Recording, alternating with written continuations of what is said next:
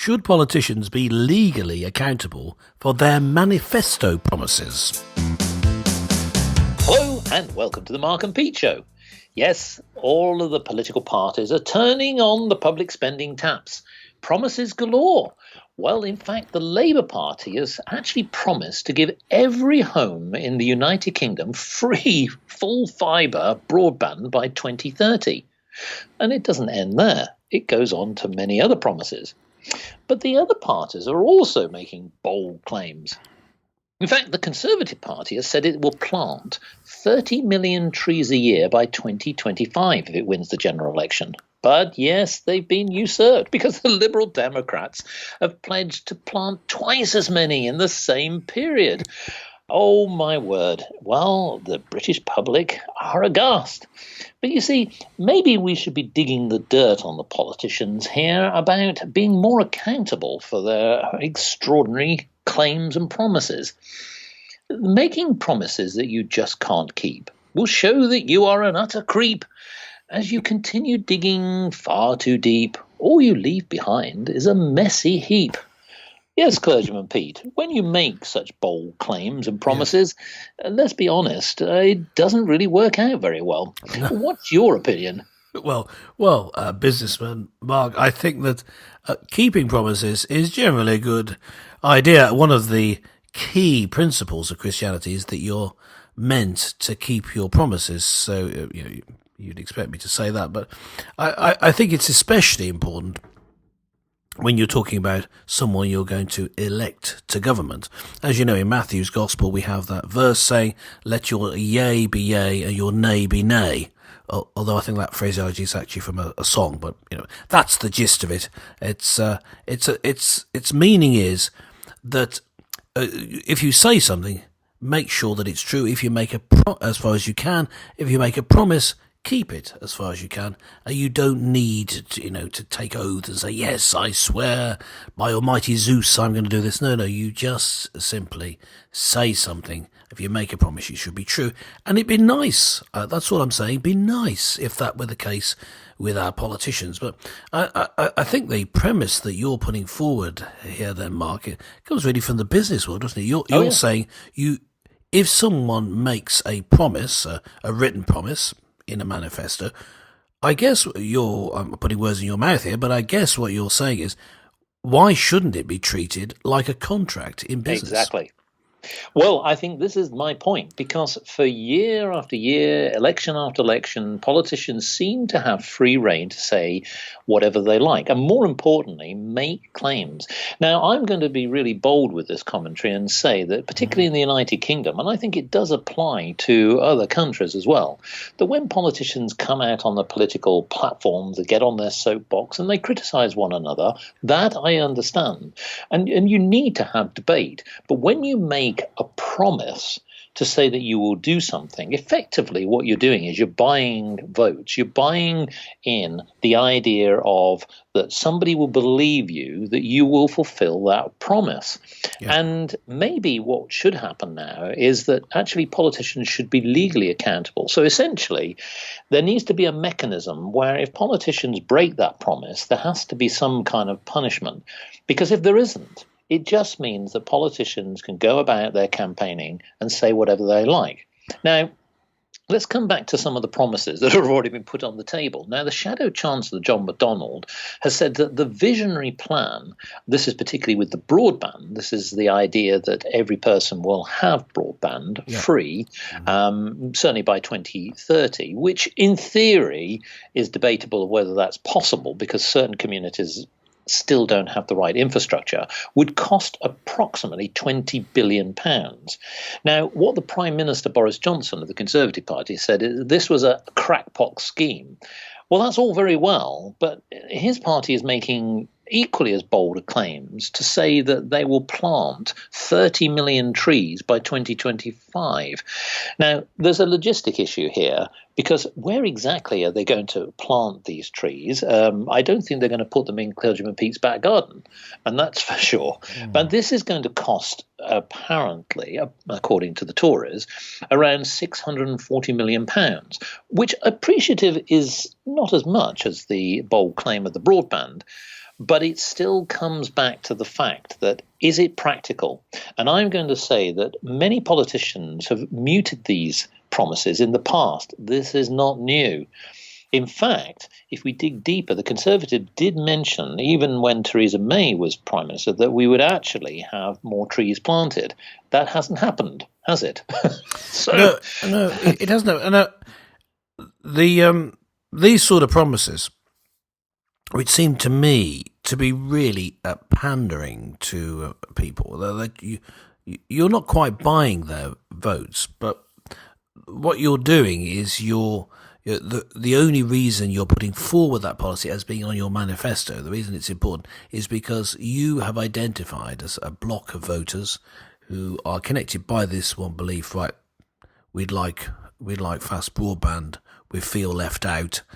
We're not able to apply for jobs. So there may be practical reasons why you really need broadband, and you're being left out, certainly from the conditions in other countries where they've been far better rolling out broadband across the country. So we'll make that promise to do it, and they may well not do it. Of course, is the point that we're sort of implying here. And the planting the trees thing, well, that's trying to bring on board the environmental lobby, and people know that it tends to be more younger people who are very enthusiastic about caring for the environment, not exclusively, of course.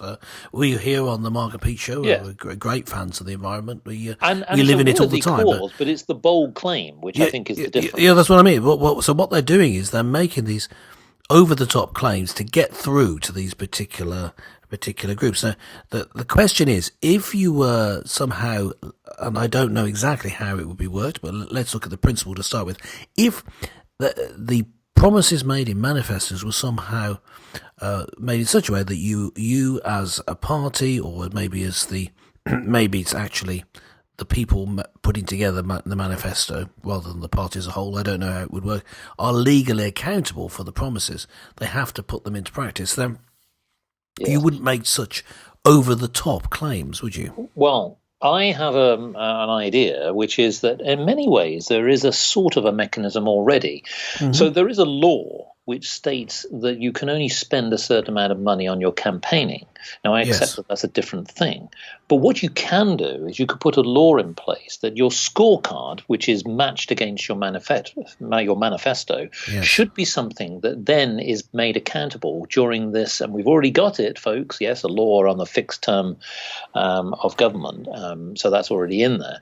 And what I know that a lot of politicians will say, but hold on, there are basically external factors that could influence this. So, for example, if there's an environmental disaster, it might not be possible to plant as many trees. Or if there's some issue with some of the contractors who might implement a broadband across certain communities, yes, there are certain things that can basically cause some issues.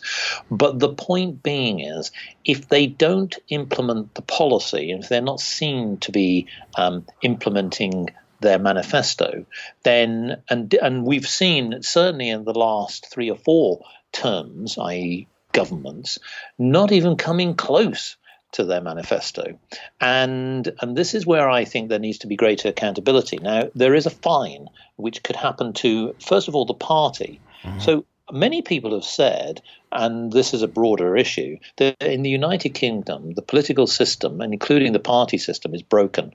And I agree with it. I think it needs to be much more business-like and accountable in the way that it runs and operates. Yes, no, it's interesting. That's where I think that whilst I know that we're not going to come up with a solution completely, but in the principle of having something where you sign up to a contract, you are accountable for that contract, whether you are a cabinet minister, an MP, or whether you're a member of the opposition, you are representing the wishes of the people, and that is, and bearing in mind they're being paid for this, incidentally, folks. Yes, the politicians generally are paid for doing this. I know that it seems like a waste of money for some, but the bottom line is that they should be made more accountable, and I think that is something that could be done. Yes, I think I think what you're talking about is close to what Nigel Farage of the Brexit Party has been saying, although he's making more of a polemic point.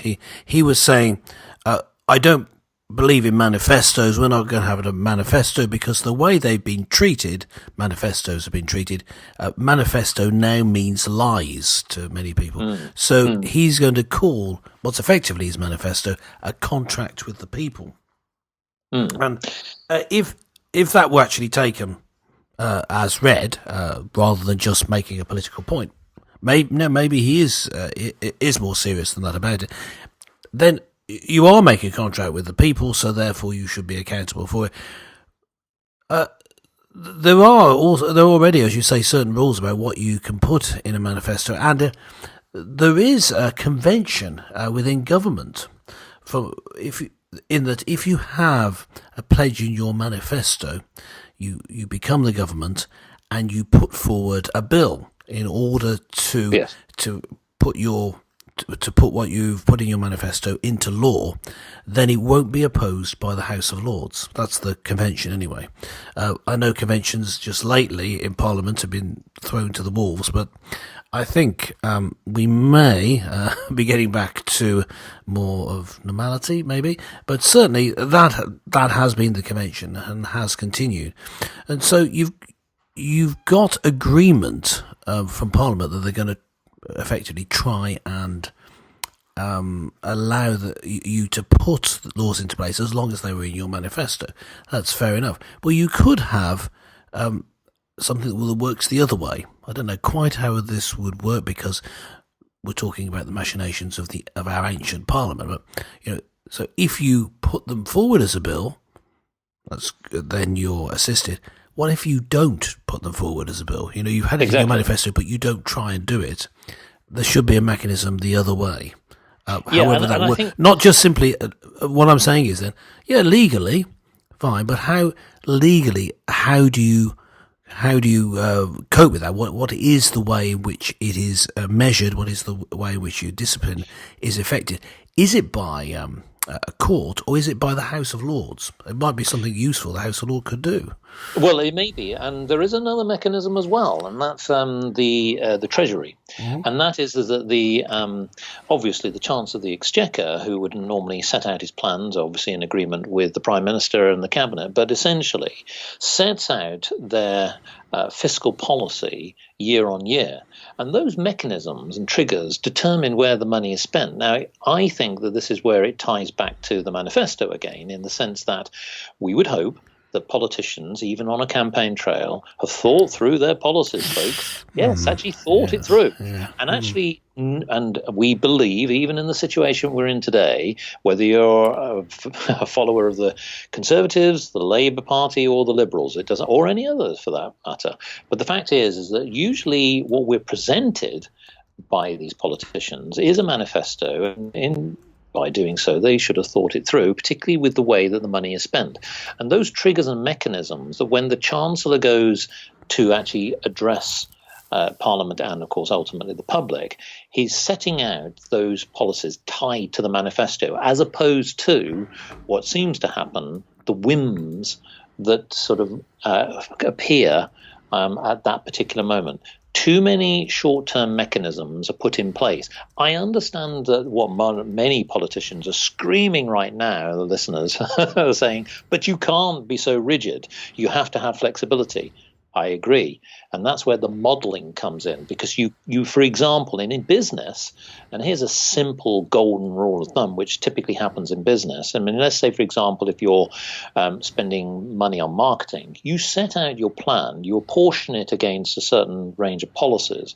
You don't spend 100% of your marketing plan. You might spend 80% of it. And that 20% you hold back based around, what's happening in the market. Sometimes you might spend 90% of your budget.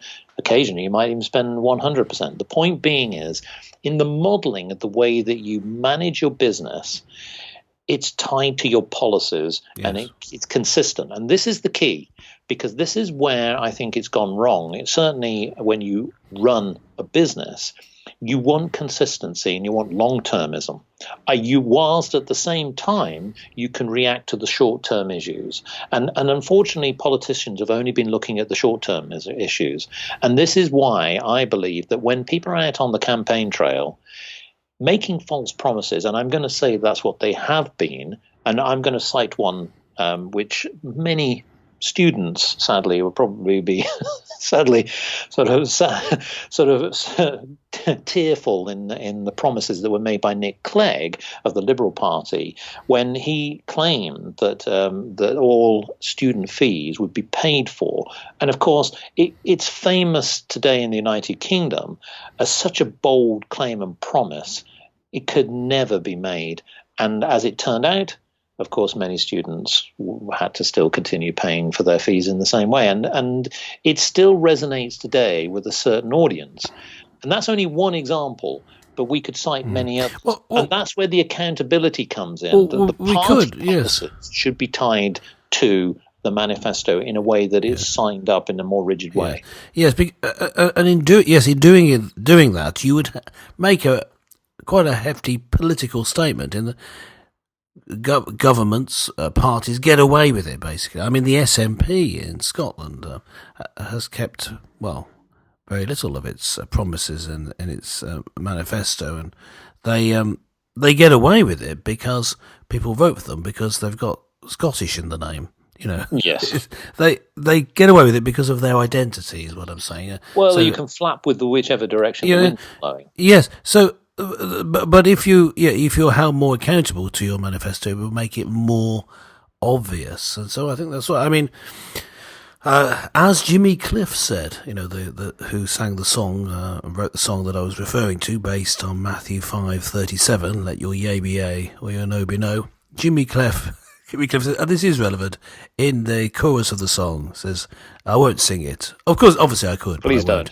Let your yea be yea, your no be no now, because I'm on my guard and I'm watching you from head to toe." You see, he had it right, Jimmy Cliff, all along. Someone needs to be watching these people. He should be our next prime minister. I think so. He's only 71, so he's quite right. Yes. If you can be president of the United States at 71, why can't you be prime minister, even if actually you're not British?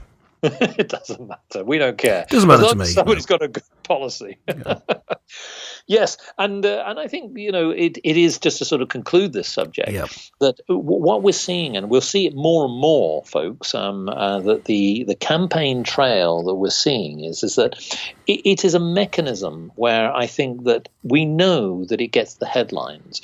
The broadband promise by the Labour Party, as it's currently stated, albeit that other parties have said that they would do something similar, has certainly caught the attention of many. And I would imagine that many people will be sitting at home thinking, that's a good idea. But then when you think it through, both in terms of the economics and also the practicality of it, it's a bold claim that really can't be sustainable. I mean, one of the other things, of course, is, as we know, without going to too much complexity, you're going to have to effectively nationalize BT. And this then has other repercussions in the market. Now, we've also seen that the Labour Party will do this with energy, possibly the water and other utilities. I think that some of the things that we will see, and this is another prediction, more bold claims to try and sway a particular audience. And that, to me, is where the false part comes in the campaigning. And I believe that actually politicians should start to think a little bit more about their accountability, their credibility, not just as individuals, but to their party. Because I would vote for a party who sticks rigidly to their manifesto, accepting that there's a bit of flexibility, i.e. the modelling the mechanisms.